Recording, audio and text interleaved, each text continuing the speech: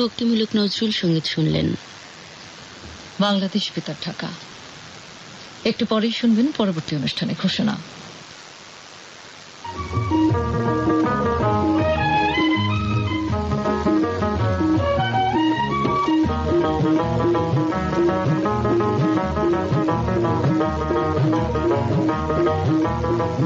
শুরু হচ্ছে ম্যাগাজিন অনুষ্ঠান দর্পণ।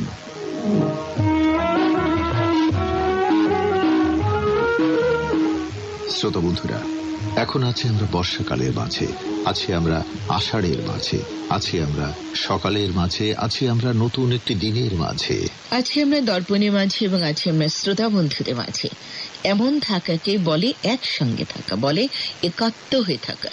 আর বন্ধুরা, এমন থাকাকেই বলে বন্ধু হয়ে থাকা, বলে সুসম্পর্কে থাকা। এভাবে থাকা মানেই একে অন্যের হয়ে থাকা, ভালোবাসার মাঝে থাকা। দর্পণ এমন ভালোবাসাকে অটুট রাখতে চায়। দর্পণ চায় ভালো বন্ধুর তালিকা দীর্ঘ করতে, চায় ভালোকে সঙ্গে নিয়ে আরো ভালো থাকতে।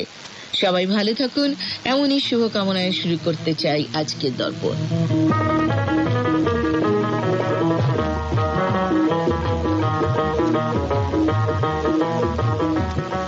সুপ্রিয় বন্ধুরা, এই যে বর্ষাকাল, এই বর্ষাকালকেই গাছ লাগাবার উপযুক্ত সময় বলে আমরা জানি।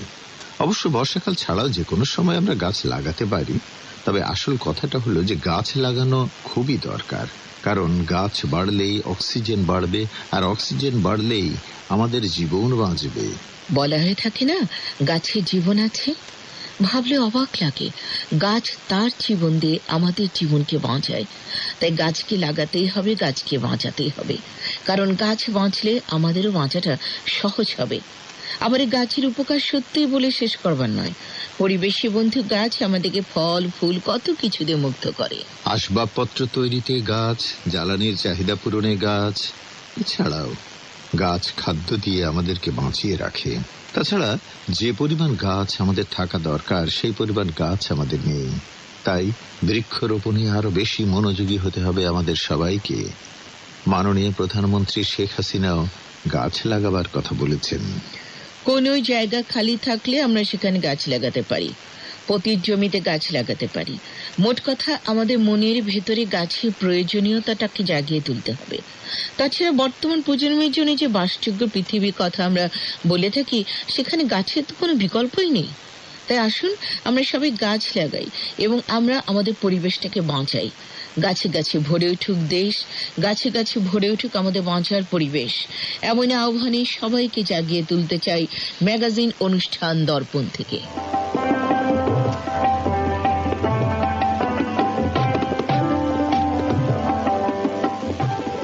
সুপ্রিয় বন্ধুরা, এবারে সবার জন্য আজকের দর্পণ সূচির কথাই আপনাদেরকে জানাতে চাই। প্রতিটি বুধবারের মতোই আজকের দর্পণে থাকছে এই দিনে অসমাপ্ত আত্মজীবনী, স্মৃতি ৭১, নদীয় জীবন, ই আলাপন এবং আমাদের গান। সূচিক্রম অনুযায়ী প্রথমে শোনাব এই দিনে পর্বটি। এখানে আমরা দেশ বিদেশি বিখ্যাত কিছু মানুষের জন্ম মৃত্যুর খবর যেমন শুনিয়ে থাকি, তেমনি আবার ঐতিহাসিক কোনো ঘটনার কথাটাও কিন্তু উল্লেখ করি। এছাড়াও প্রসঙ্গক্রমে আরো কিছু তথ্য কথা আমরা জানিয়ে দিই। তো এবার নিবেদন করছি আজকের এই দিনে পর্বটি।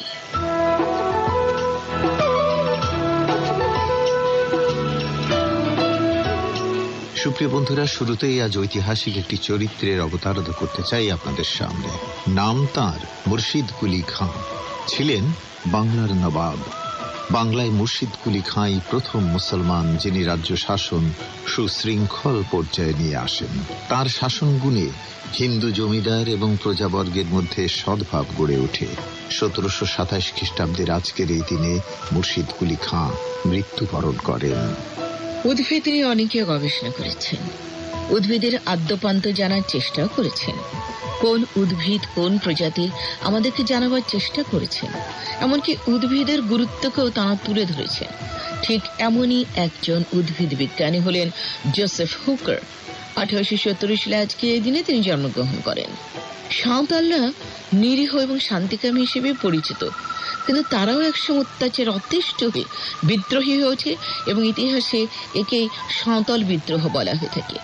একসময় এই সাঁওতালরা তাদের উপর নিপীড়নকারী জমিদার, মহাজন, পুলিশ এবং রেলওয়ে ঠিকাদার সহ অন্য যারা তাদের এলাকায় গিয়ে বিত্তশালী হবার চেষ্টা করেছিল, সাঁওতালরা তাদের বিরুদ্ধে এক সুসংগঠিত বিদ্রোহ গড়ে তোলে 1855 সালে আজকে এই দিনটিতে।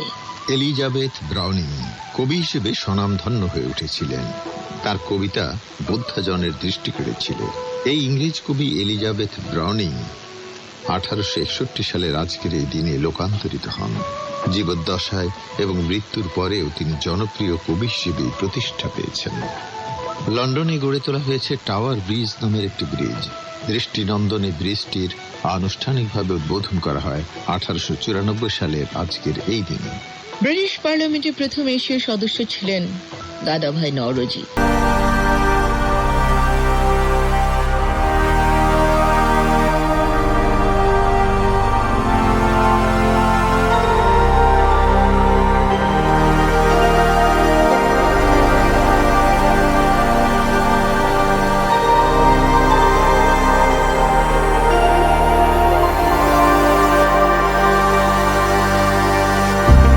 সুবর্ণ জয়ন্তীর বছর, আবার এবছরকে মুজিব বর্ষ হিসেবে আমরা পেয়েছি। এরই মাঝে যে মানুষটির নাম হয়ে আছে প্রধান, তিনি হলেন আমাদের জাতির পিতা বঙ্গবন্ধু শেখ মুজিবুর রহমান। আমাদের এই দেশে চিরস্মরণীয় হয়ে আছে তাঁর অবদান। সুপ্রিয় বন্ধুরা, তার রাজনৈতিক জীবন ছিল সংগ্রাম মুখর। তার জীবনে বারবার ফিরে আসে কারাগার, যে কারাগার তার দীর্ঘদিনের আবাস হয়ে দাঁড়ায়, যে কারাগার বঙ্গবন্ধুর আদর্শকেই তুলে ধরেছে তার আপোষহীনতাকে। বঙ্গবন্ধু তাঁর কারাগার জীবনকে অর্থবহ করে তুলেছেন ডায়েরির পাতায় তার মনের কথাগুলো লিখে, আর সেসব কথা নিয়ে প্রকাশিত হচ্ছে অসমাপ্ত আত্মজীবনী নামের একটি গ্রন্থ।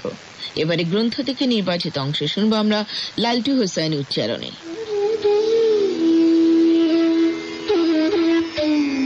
কাউন্সিল সভা যখন শুরু হলো, মৌলানা আকলাম খাঁ সাহেব কিছু সময় বক্তৃতা করলেন। তারপরই আবুল হাসিম সাহেব সেক্রেটারি হিসাবে বক্তৃতা দিতে উঠলেন। কিছু সময় বক্তৃতা দেওয়ার পরই নাজিমউদ্দিন সাহেবের দলের কয়েকজন তার বক্তৃতার সময় গোলমাল করতে আরম্ভ করলেন। আমরাও তার প্রতিবাদ করলাম। সাথে সাথে গন্ডগোল শুরু হয়ে গেল। সমস্ত যুবক সদস্যই ছিল শহীদ সাহেবের দলে। আমাদের সাথে টিকবে কেমন করে? নাজিমউদ্দিন সাহেবকে কেউ কিছু বলল না, তবে তার দলের সকলকেই কিছু কিছু মারপিট কপালে জুটেছিল। আমিও আমার বন্ধু আজিজ সাহেব দেখলাম শাহ আজিজুর রহমান সাহেব ছাত্রলীগের ফাইল নিয়ে নাজিমউদ্দিন সাহেবের পিছনে দাঁড়িয়ে আছেন। আমিও আজিজ পরামর্শ করছি শাহ সাহেবের কাছ থেকে এই খাতাগুলি কেড়ে নিতে হবে, আমাদের ছাত্রলীগের কাজে সাহায্য হবে। নাজিমউদ্দিন সাহেব যখন চলে যাচ্ছিলেন, শাহ সাহেবও রওনা করলেন। আজিজ তাকে ধরে ফেললেন।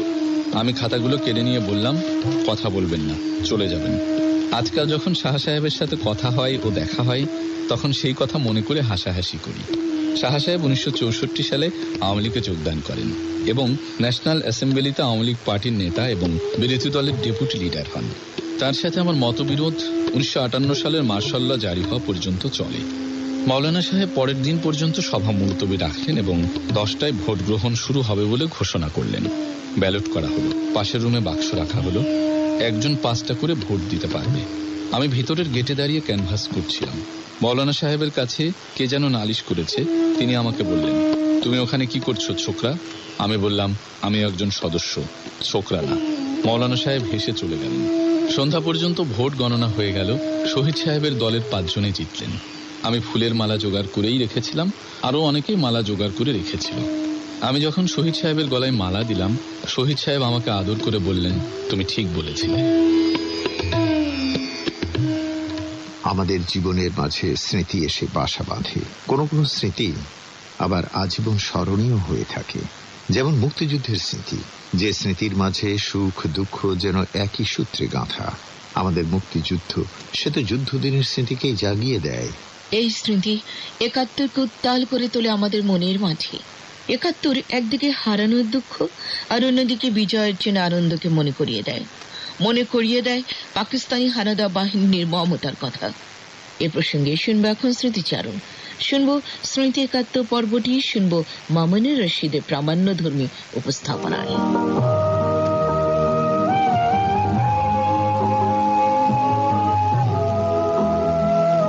সাতক্ষীরার কলারোয়া পালপাড়া গণহত্যা দিবস পালন করা হয় 28 এপ্রিল।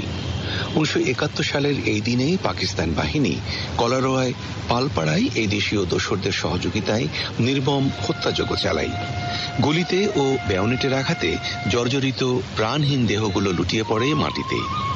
একই দিন সকালের দিকে কলারোয়ায় মাহমুদপুর গ্রামের আওয়ামী লীগ নেতা আফসার আলী পাকিস্তান বাহিনীর হাতে প্রথম শহীদ হন। প্রিয় শ্রোতা, বীর মুক্তিযোদ্ধা নুরুল আমিন সাতক্ষীরার গণহত্যা নিয়ে বলেন, ওই সময় আর তারা চাপড়া গ্রামে আমিন সর্দার বাড়ি, ওদের এই যারা পিস কমিটি এরা পরিকল্পনা করত যে কাকে খুন করতে হবে, কাকে তুলিয়ে আনতে হবে। লোককে ওরা ধরিয়ে আনতো, ধরিয়ে এনে ওখানে জবাই করতো, টর্চারিং করতো। ওখান থেকে সবকিছু ওই থানাব্যাপী বুদ্ধি চালতো যে কাকে ধরিয়ে আনতে হবে, কাকে নির্যাতন করতে হবে। রাজাকার ক্যাম্প ছিল বোধারায় একটা নদী আছে, ওই নদী পথে যখন মুক্তিযোদ্ধারা যেত তখন ওই চেক করতো আর কি। এক সময় এক নৌকায় মুক্তিযোদ্ধা যাচ্ছিল, ওরা থামাতে বলে, মুক্তিযোদ্ধা আছে বলে থামাই নাই, ওরা ফায়ার করতে শুরু করে।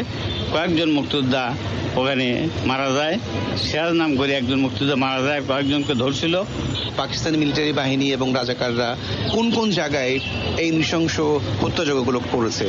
এই রাজাকার বাহিনী কাদাকাটে যায়, ওদিকে আনার নাম করে একটা লোককে গুলি করে, তারপর হজরতের ভাই তাকেও গুলি করে। সাতক্ষীরা যে গভর্নমেন্ট স্কুলের ওখানে প্রায় 200 লোকজন যারা ভারতে চলে যাচ্ছিল তাদের ধরে নিয়ে সবাই জমি করে দেয়, রাইফেল দিয়ে গুলি করে দেয়। গভর্নমেন্ট হাই স্কুলের পূর্বধারে পেয়ারা বাগান ছিল, ওই পেয়ারা বাগানের যে গর্ত করে এদের একই গণকবরে মাটি দেওয়া হয়।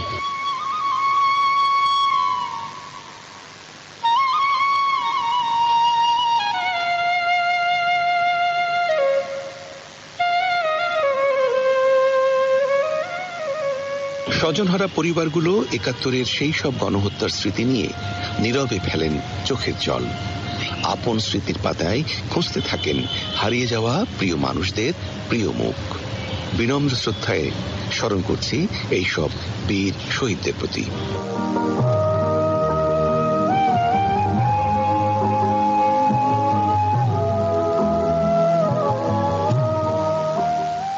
নদী থাকলে দেশ হয়ে ওঠে সুন্দর, কারণ নদী দেশে প্রকৃতির রূপকে অপরূপ করে তোলে। নদীর সঙ্গে আমাদের জীবনে মিল খুঁজে পাই বলেই নদীর কথা বলতে পেরে আমরা তৃপ্তি পাই। আমাদের অনেক ক্ষেত্রে নদীর সহযোগিতা মাধ্যম হয়ে আমাদের মন ভালো করে দেয়। তাই তো দর্পণ বন্ধুদেরকে আমরা নদীর গল্প শোনাতে চাই, যেখানে প্রাসঙ্গিক কথাগুলো আমাদেরকে নদী সম্পর্কে তথ্য পেতে সহায়তা করে থাকে। শুনবো এখন নদী ও জীবন শীর্ষক আয়োজন। গ্রন্থনা এবং উপস্থাপনায় আছেন আফসানা হাসান।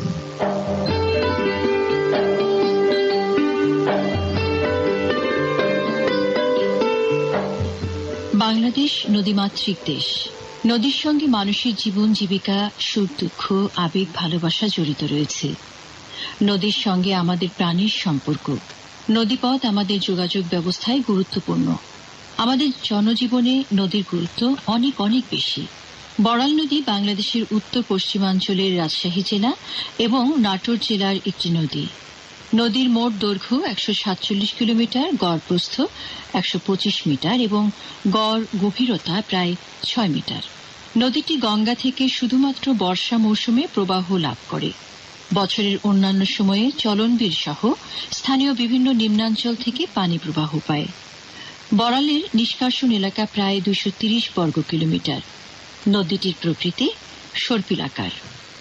বড়াল নদীর উৎপত্তি রাজশাহী জেলার চারঘাট থেকে পদ্মা নদীর শাখা নদী হিসেবে।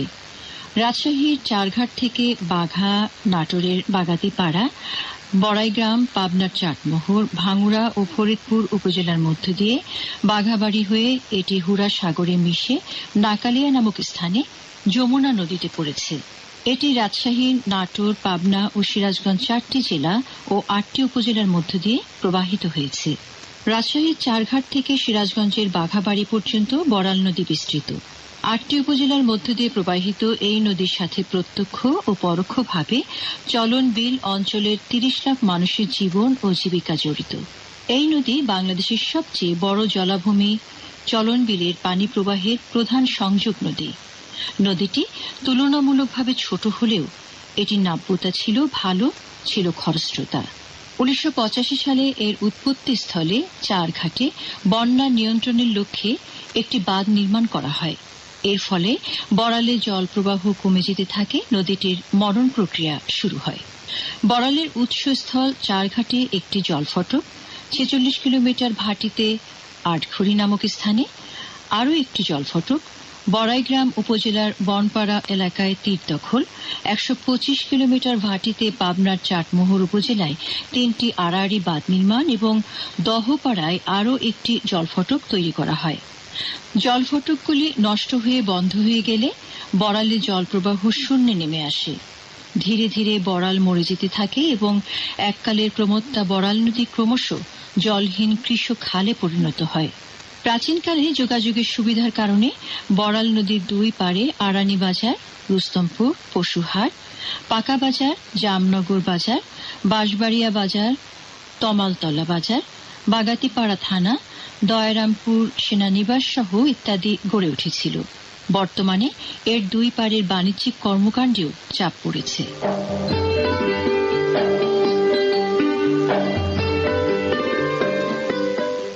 চার অক্ষরের একটি শব্দ ইমেইল এখন দারুণ জনপ্রিয় একটি শব্দ। এই ইমেইলের ব্যবহার এখন সারা বিশ্বেই পরিলক্ষিত হচ্ছে। চিঠিপত্রের জায়গাটি দখল করে বসেছে ইমেইল। ইমেইল এখন যোগাযোগের অন্যতম মাধ্যম হয়েও দাঁড়িয়েছে। সুপ্রিয় বন্ধুরা, দর্পণের মাঝেও তাই আমরা ইমেইলের দেখা পাই। দর্পণ বন্ধুরাও মনের কথা লিখে চলেছেন ইমেইলের মাধ্যমে। আর সেসব কথার উত্তরে আজও আবার নিবেদন করতে চাই আলাপন পর্বটি। গ্রন্থনায় তামান্না সিদ্দিকী আর উপস্থাপনায় তার সাথে রয়েছেন আহসান হাবিব বাপ্পি।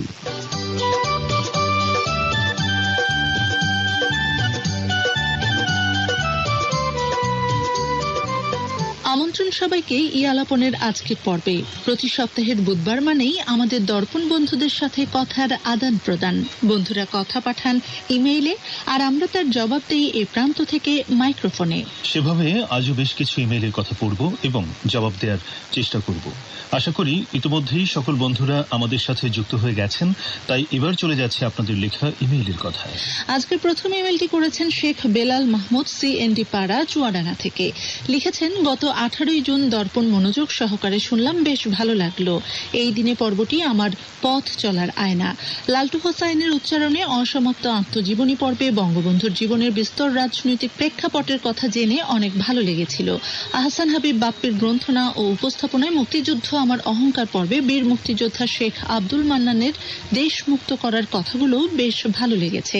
খেলার পর্বটা ভালো লাগেনি বলবো না, তবে খেলা নিয়ে সবসময় রেডিওতে শোনা যায়। বর্তমানে দেশে যুগোপযোগী অনুষ্ঠানমালা অতীব জরুরি। তাই এখন খেলার জগৎ প্রচার না করে প্রিয় দর্পণে সুস্থ থাকুন অথবা আপনার স্বাস্থ্য শিরোনামে ডাক্তারি পরামর্শ প্রচার করার জন্য বিশেষ অনুরোধ করছি। সেদিনের পত্রলাভ খুবই ভালো লেগেছে, তবে কতদিন রৌনক আপুর মুখে আমার চিঠি পড়া শুনি না। পরিশেষে অক্লান্ত শ্রম দিয়ে যারা এই অনুষ্ঠান নিবেদন করছেন তাদের সকলকে ধন্যবাদ। আপনার নাম শুনে মনে হচ্ছে আপনি আমাদের নতুন ইমেইল প্রেরক। এর আগে আপনার লেখা পড়েছি বলে মনে হয় না, তাই প্রথমেই আপনাকে স্বাগত জানাচ্ছি আর একই সাথে ধন্যবাদ জানাচ্ছি আপনার মতামত সম্বলিত মেইলটির জন্য। এবার আপনার অনুরোধের প্রেক্ষিতে দুটো কথা বলি। দর্পণ মূলত আমাদের দেশের ইতিহাস, ঐতিহ্য, সংস্কৃতির কথা বলে বা এর সাথে সংশ্লিষ্ট বিষয় নিয়ে কথা বলে। সেই হিসেবে খেলা নিয়ে প্রচার করা হচ্ছে, আর এর জন্য অনেক অনুরোধ ছিল আমাদের শ্রোতা বন্ধুদের। বাংলাদেশ বেতার থেকে প্রতিনিয়ত স্বাস্থ্য বিষয়ক নানা অনুষ্ঠান প্রচার হচ্ছে, টিপস দেওয়া হচ্ছে, এমনকি সরাসরি ফোন ইন অনুষ্ঠানও আছে। তারপরও সকলের সুস্বাস্থ্যের কথা বিবেচনা করে সে সম্পর্কে প্রাসঙ্গিক কথায় অনেক কথা বলা হলেও তা নিয়ে আলাদা পর্ব দর্পণের সাথে ঠিক সামঞ্জস্যপূর্ণ না। আশা করি বিষয়টি বোঝাতে পেরেছি, তথাপি অনুরোধ কর্তৃপক্ষের বিবেচনায় থাকবে। আবারও ধন্যবাদ।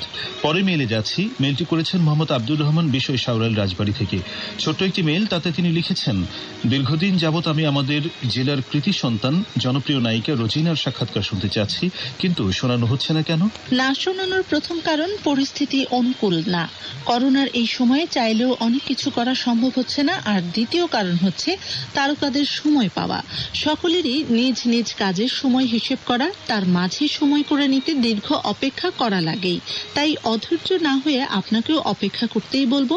আপনার অনুরোধ বিবেচনায় আছে কর্তৃপক্ষের। ধন্যবাদ। বিধানচন্দ্র টিকাদার জলের পাড় গোপালগঞ্জ থেকে লিখেছেন, দর্পণ আমাদের সকলেরই খুব প্রিয় একটা অনুষ্ঠান, যা নিয়মিত শুনে থাকি।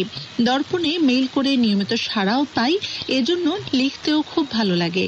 এই দিনে পর্বটিতে আরো কিছু বেশি মনীষীর জন্ম মৃত্যুর খবর থাকলে ভালো হতো। আমাদের গান পর্বে শ্রোতাদের অনুরোধ করা গান শোনানোর ব্যবস্থা করা যায় কি? সরাসরি অনুরোধের কোনো সুযোগ তো দর্পণে নেই, তবুও কর্তৃপক্ষ আপনার অনুরোধ বিবেচনা করে দেখবেন। সম্ভব হলে নিশ্চয়ই এমন কিছু সংযুক্ত করা হবে। দর্পণের সাথে থাকার জন্য এবং ইমেল করার জন্য আপনাকে ধন্যবাদ। এবারে মেলটি করেছেন মোসাম্মদ রওশনারা লাবণী, শঙ্করদিয়া কুষ্টিয়া থেকে। লিখেছেন, বেশ অনেক মাস পরে আবার ভালোবাসার টানে ফিরে এলাম আমার প্রিয় বন্ধু ইয়ালাপনের কাছে।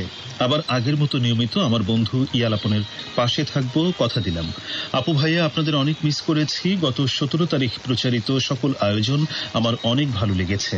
আমি আমাদের গান পর্বে ইন্দ্রকিশোরের কণ্ঠে একটি দেশের গান শুনতে চাই এবং তার সাথে কিছুক্ষণ পর্বে অভিনেতা ফেরদৌসের সাক্ষাৎকার শুনতে চাই।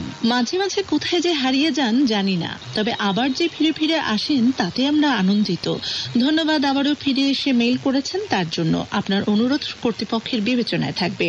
শিকদার ইসাক আলী আড়াইসিধা ব্রাহ্মণবাড়িয়া থেকে লিখেছেন, সম্প্রতি প্রাণের গীত পর্বটি নিয়মিত প্রচার করা হচ্ছে না, ফলে লোকগীতি আর পল্লীগীতির সংস্কৃতি হ্রাস পেতে যাচ্ছে। পর্বটি নিয়মিত চাই। মোস্তফা জামান আব্বাসী ভাইয়া যতটুকুই পারেন কয়েকটি নতুন পর্ব যেন রেকর্ড করেন। তার কথা ও গান শোনার জন্য অধীর আগ্রহে অপেক্ষা করছি।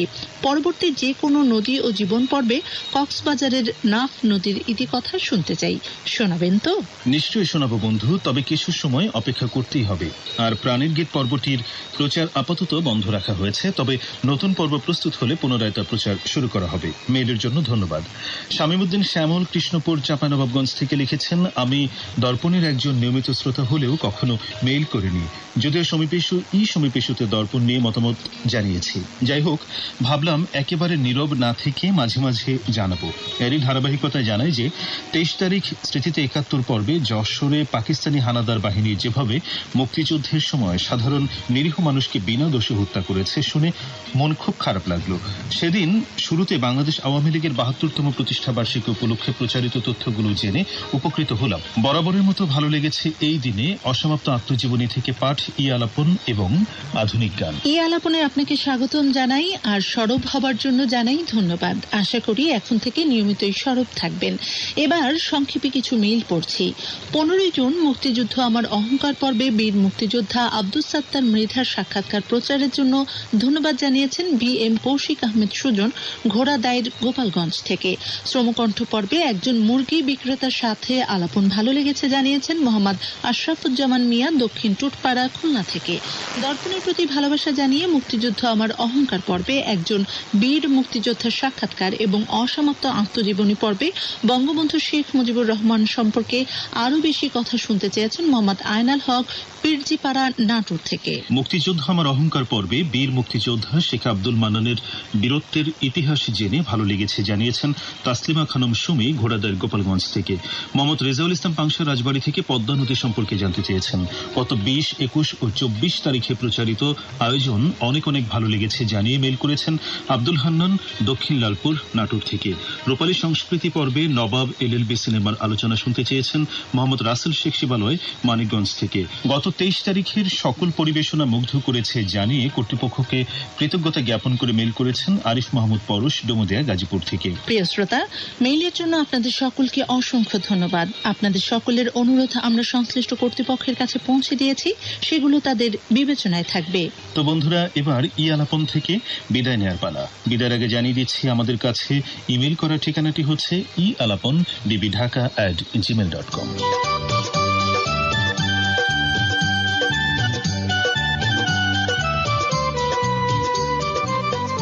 দর্পণের এখনকার কিছুটা সময় আমরা করে তুলব গীতিময়, কারণ এখনকার নিবেদন আমাদের গান। সুপ্রিয় বন্ধুরা, আজও এই আয়োজনে শোনাবো নির্বাচিত একটি আধুনিক গান। শিল্পী হলেন জিনাত রেহানা।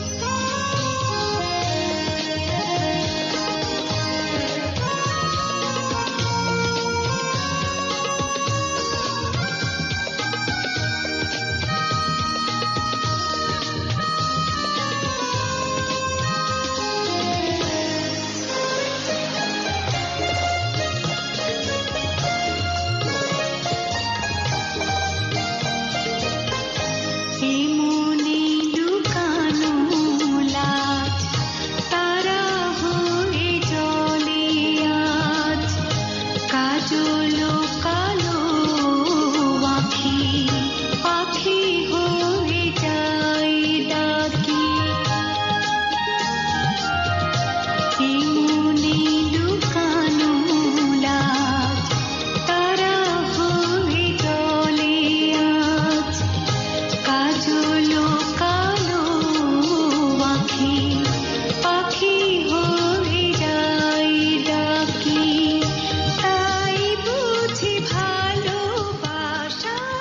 গানের সবার কানে রেখেই শেষ টানতে চায় আজকে দর্পণের।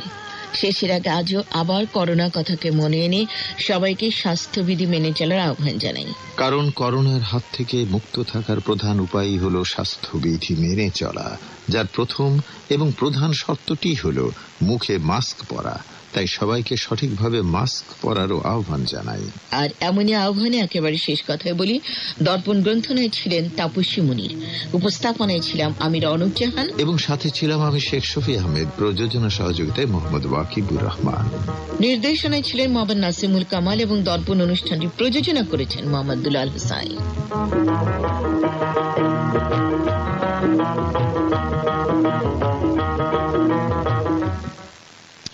বাংলাদেশ বেতার ঢাকা। একটু পরেই শুনবেন সকাল ৯টার বাংলা খবর।